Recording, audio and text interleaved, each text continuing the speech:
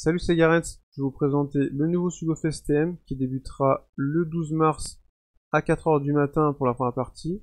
La seconde, ça sera le 13 à 4h et la troisième, le 14, également à 4h du matin.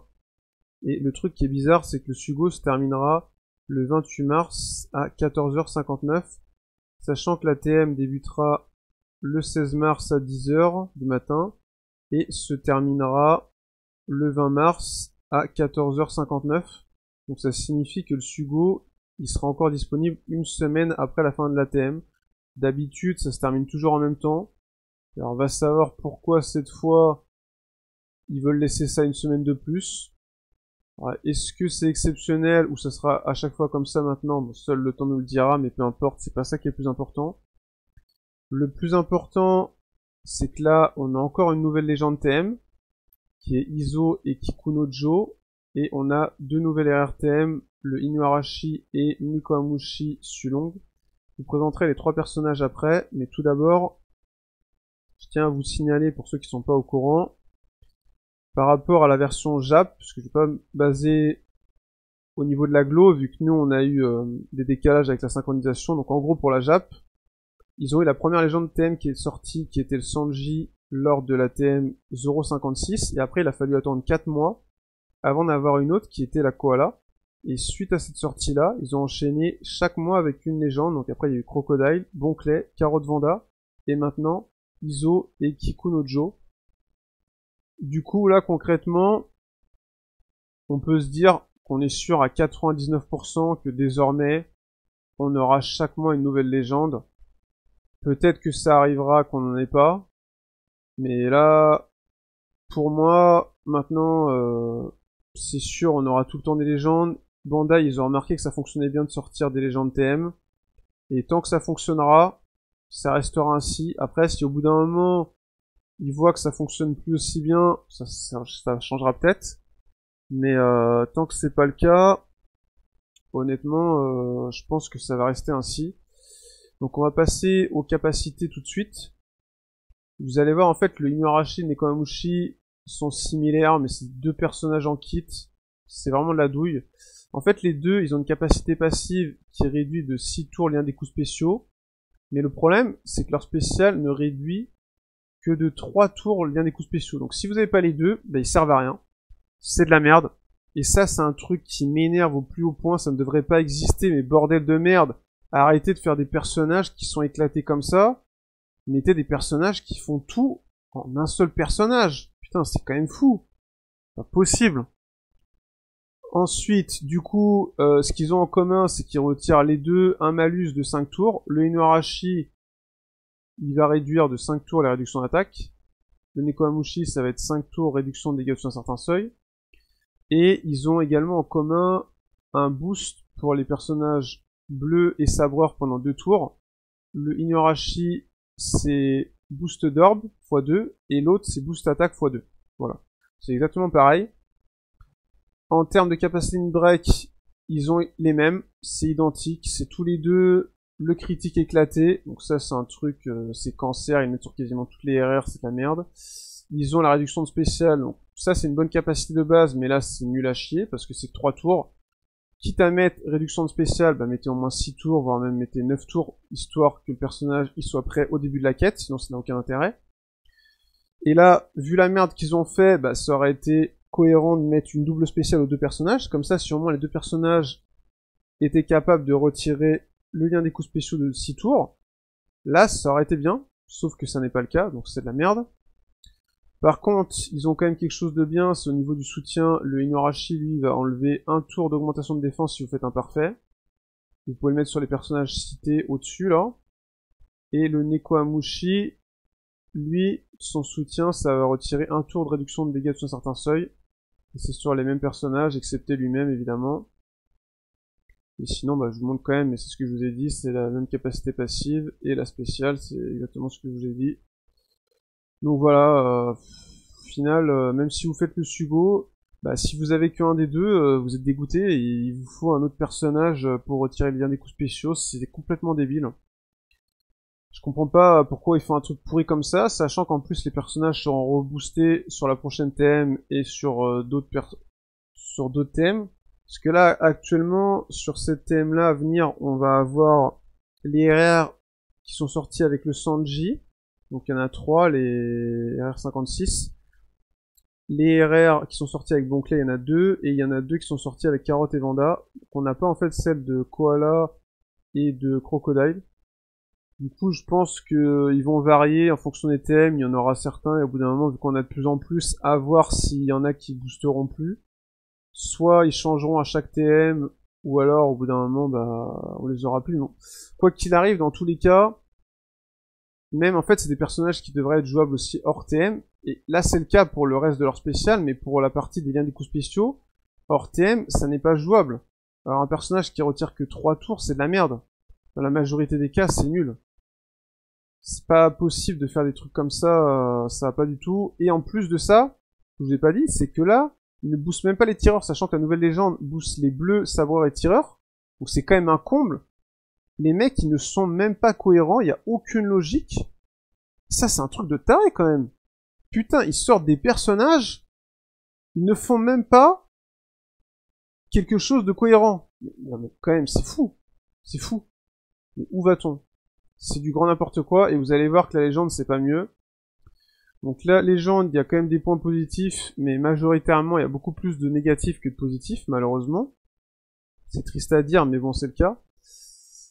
En gros, déjà, le gros point négatif, c'est que c'est pas un personnage duo. Parce que là, vous voyez, il y a 2 personnages, mais c'est la première légende avec 2 personnages ou plus qui n'est pas un personnage duo. C'est incompréhensible. Les seuls personnages qui étaient comme ça, c'était des personnages free-to-play, donc ça posait pas de problème. Et à la limite, on pourrait se dire, bon, s'il y avait des capacités monstrueuses pour combler le fait de ne pas avoir d'effet de changement, ça irait. Mais au final, c'est même pas le cas. Et même, au contraire, les capacités, vous allez voir qu'elles sont relativement éclatées. C'est vraiment pas fameux, hein. Donc c'est ça qui est fou, quoi. Disons que là, le gros point positif du personnage, c'est si vous jouez en capitaine, ça va réduire la paralysie pour toute l'équipe de 10 tours. Ça, en termes d'utilitaire, c'est top. Après, ça, c'est une douille, parce que ça rend 2 heures bénéfiques, mais c'est uniquement pour les bleus, sabreurs et tireurs. Vous allez me dire, oui, mais d'accord, mais en capitaine, ça booste que les bleus, sabreurs, tireurs. Certes, sauf qu'il y a plein de légendes qui peuvent se combiner avec d'autres en capitaine ami. Même si vous avez certains personnages qui ne sont pas entièrement boostés, il y a moyen de faire des bonnes synergies, sauf que là, en fait, vous ne pourrez pas bénéficier d'une synergie en jouant ce capitaine-là avec un autre, parce qu'il ne rendra pas les ordres bénéfiques pour l'autre capitaine. Donc c'est nul. Et même pour les autres personnages, parce qu'il faut pas non plus voir que le capitaine, il aurait fallu que ça rende ces orbes-là bénéfiques pour toute l'équipe, et non pas que pour ces classes-là, c'est de la merde. Deuxième truc qui est pourri, pourquoi attaque 475 et non pas x5 constant? Toutes les légendes qui sortent depuis plus d'un an, ou au moins un an, c'est du x5 constant. Là, on sait pas pourquoi, c'est pas x5, c'est débile. Par contre, ça c'est bien, il y a le boost de points de vie qui est à 1,5, ça c'est top, nickel.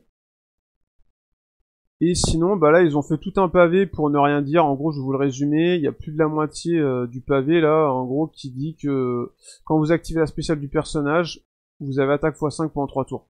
Donc tout simplement, soit écrivez ce que je viens d'expliquer. Quand vous avez activé la spéciale du personnage, vous passez attaque x5 pendant 3 tours. Et ce qui est encore plus simple, bah vous mettez attaque x5 constant, et vous cassez pas la tête à mettre un pavé pour rien, qui sert strictement à rien. C'est ça. Ça sert strictement à rien. C'est débile. C'est de la daube.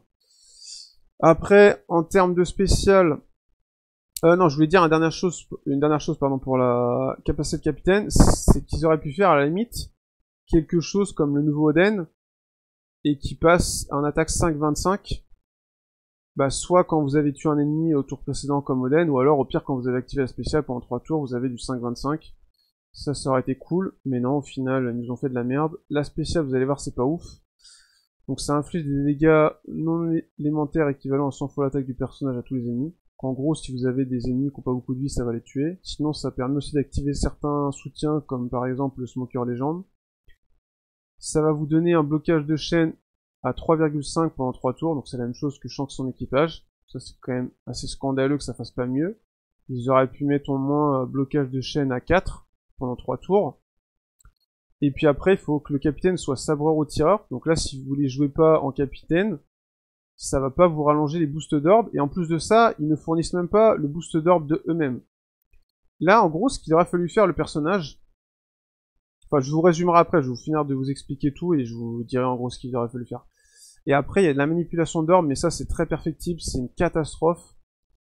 En gros, il vous faut 5 personnages sabreurs pour avoir des orboineaux, mais uniquement sur la rangée supérieure. Et il vous faut 5 personnages tireurs pour avoir les orboineaux uniquement sur la rangée du bas. Alors en plus, vous allez me dire, mais on n'a pas d'orboineaux sur la rangée du milieu. Alors pour ça, c'est n'importe quoi, il faut avoir accès au super type. Donc là, en fait, déjà, les conditions d'activation du super type, c'est de la merde, il vous faut l'un des fourreaux rouges, ou Oden, ou Barbe Blanche. Et pourquoi ils ont pas mis Barbe Blanche ou l'un de ses membres de son équipage? Parce que là, on peut pas utiliser, par exemple, Ace, Marco, Jaws, Vista, enfin, on va pas faire toute la liste, mais ils auraient dû mettre Barbe Blanche ou l'un de ses membres de son équipage, tout simplement. Et sinon, l'autre condition, c'est d'avoir un blocage de chaîne plus un boost d'orbe. Donc le blocage, ils le font, mais vu qu'ils font pas le boost d'orbe, donc c'est très chiant. Condition de merde.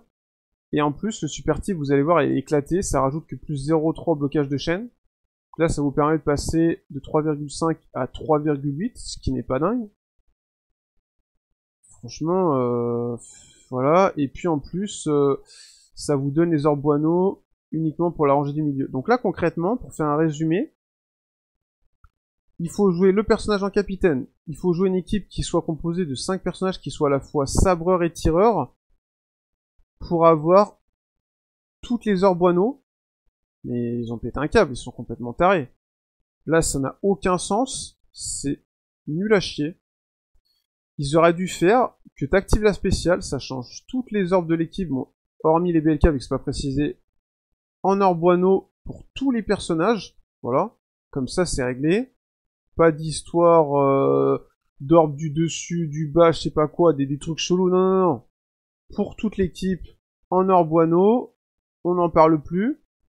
Ensuite, blocage de chaîne, bah, au moins A4 pendant 3 tours, parce que là, c'est pas mieux que le Shanks et son équipage, alors qu'en plus, il n'y a pas d'effet de changement, vu que c'est pas un double personnage, donc c'est de la daube. Et ils auraient dû faire que ça donne un boost d'orbe pour 3 tours, pour les sabreurs, tireurs et bleus. Et du coup, si vous avez déjà un boost d'orbe activé avant, ça vous le rallonge de 2 tours sans restriction. C'est ça que le personnage aurait dû faire. Là, au final, bah, c'est vraiment pas dingue.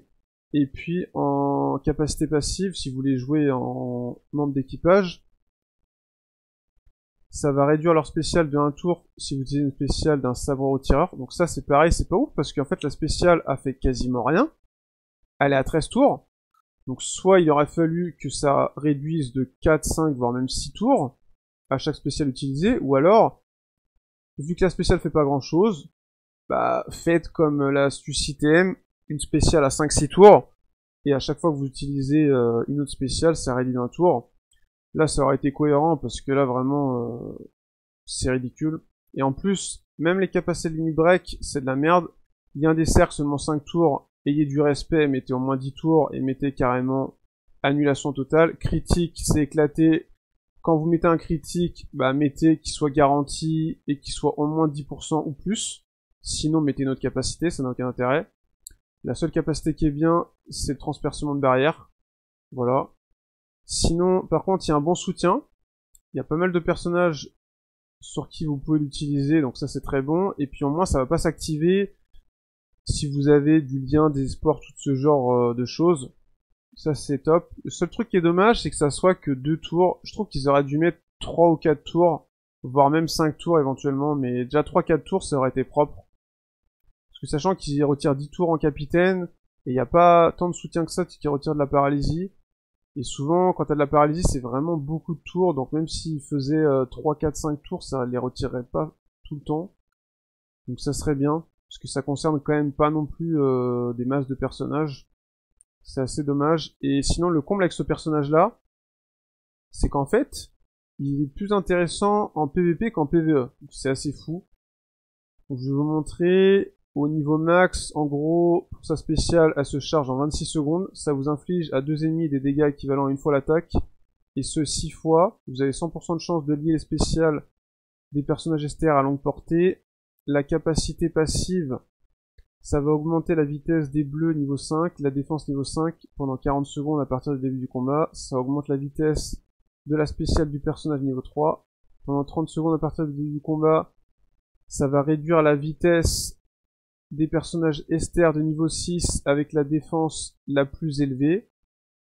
Et en résistance, ça permet d'éviter bien des coups spéciaux et réduire les dégâts des personnages STR de 30%. Donc en gros, ça améliore bien l'équipe QCK. Mais voilà, concrètement, le personnage, que ça soit en capitaine, hormis l'utilitaire avec la paralysie, c'est vraiment pas ouf. Enfin, ça reste... À la limite, la capacité de capitaine, ça reste correct, mais bon, c'est en dessous de ce qui se fait actuellement. Et la spéciale, hein, là, vraiment, c'est une catastrophe. Hein. Ça pourrait être encore plus mauvais, mais déjà, Carotte et Vanda, c'était pas dingue. Et là, ils ont réussi à faire pire. Franchement, ça donne pas envie. Hein. Et en plus, vous allez voir, je vais vous montrer les paliers. En gros, là, les paliers, c'est exactement les mêmes qu'au dernier Sugo TM. Sauf que la différence, c'est que là, vous avez le palier 3, qui n'est plus un personnage recommandé de la taverne. À la place, vous avez 77% de chance d'avoir une légende. Donc en gros, ils ont enlevé le meilleur palier du Sugo pour mettre de la merde. Et en plus, c'est même pas une légende garantie. Donc, quitte à l'enlever, mettez une légende. Et surtout, mais ne l'enlevez pas en fait. Rien que pour ça, même si les personnages avaient été intéressants, moi je vous aurais dit, il faut absolument boycotter ce Sugo Fest là. Et ils ont intérêt à remettre pour les prochains Sugo TM, à la 3ème multi, un personnage recommandé. C'est la meilleure palier, c'est tout. Là, en plus, là, on est passé en 2 mois d'avoir 2 personnages recommandés en 4 multi à 0. Au mois de janvier, on en avait un à la 3ème, 4ème multi. Après, certes, je suis conscient que c'était le Sugo synchronisation. Du coup, qu'ils mettent plus que 1 à la 3ème, ok. Ça, on peut l'accepter. Mais, il faut qu'il y en ait toujours un à la 3ème. Et pas ne plus en avoir comme ça. Parce qu'après, les autres paliers, c'est de la merde. C'est quasiment que un personnage boosté ou une légende. Vous avez quelques légendes, sinon garanties. Le nouveau personnage, c'est qu'à la 7ème, 10ème, 15ème et 20ème, et après, encore une fois, c'est 25ème pour avoir la légende garantie, si vous n'avez pas de chance. Donc ça, c'est pareil, ça devrait être garanti à la 15ème maximum. C'est vraiment de la daube. Et sinon, pour les personnages recommandés, en gros, vous avez les mêmes sur les 3 parties, donc c'est-à-dire la nouvelle légende et les 2 nouvelles RRTM, plus Carotte Vanda. Et partie 1, vous avez le Bonclay. Partie 2, vous avez le nouveau Oden. Et partie 3, vous avez Kinemon Denjiro. Voilà, et pour le reste des personnages, vous pouvez le voir via les avis de recherche. Là, vous allez là, tout en bas, vous avez la liste de tous les personnages qui sont communs à toutes les parties. Donc que ça soit les RR classiques ou les RRTM. Et sinon, là, vous allez avoir les légendes exclusives au Sugo TM. Du coup, de la partie 1, vous avez le Bonclay et Sanji. Partie 2, vous avez Crocodile. Et partie 3, vous avez Koala. Donc ça, c'est pareil. Pourquoi ne pas mettre 4 légendes TM sur chaque partie? Parce qu'il y a que sur la première, vous en avez 4. Et sur les 2 autres, vous en avez 2. Alors qu'ils auraient pu remettre, bah là, soit le Crocodile ou le Bonclay. Et là, ils auraient pu, sur la partie 2, remettre le Bonclay ou Koala. Puis après, bah, pour la reste des légendes, je vous laisse voir ça par vous-même. Enfin, je vous la montre vite fait, là, si ça vous intéresse. Après, ça va dépendre de ce qui vous manque. Mais ouais, vraiment, ce Sugo là, c'est pas fou. En plus, bientôt, on va avoir le Sugo anniversaire au mois de mai. Donc vraiment, gardez vos gemmes. Il faut absolument boycotter ce Sugo pour bah, le 3ème palier qui a été retiré. Et puis les personnages, comme je vous dis, ça donne pas envie. Hein. Et puis quoi qu'il arrive, vous inquiétez pas. Comme la dernière fois, je vous sortirai une vidéo avec mes équipes TM sans nouveaux personnages, y a pas de souci. Même si vous faites pas le Sugo, vous aurez de quoi faire, y a pas de problème à ce niveau-là. Déjà, je le faisais auparavant, mais c'était uniquement sur Twitch et Discord. Maintenant, ce sera toujours aussi sur Twitch et Discord, mais je le ferai en plus la vidéo comme la dernière fois. Il faut juste que je prenne le temps de bien analyser tous les stages avec les malus. Une fois que ça sera fait, je ferai mes équipes, et quand ça sera bon, je vous les présenterai. Mais quoi qu'il arrive, tout sera posté avant que la thème commence. Vous en faites pas. Et du coup, j'espère que la vidéo vous aura plu, et je vous dis à une prochaine pour une autre vidéo. Allez, salut!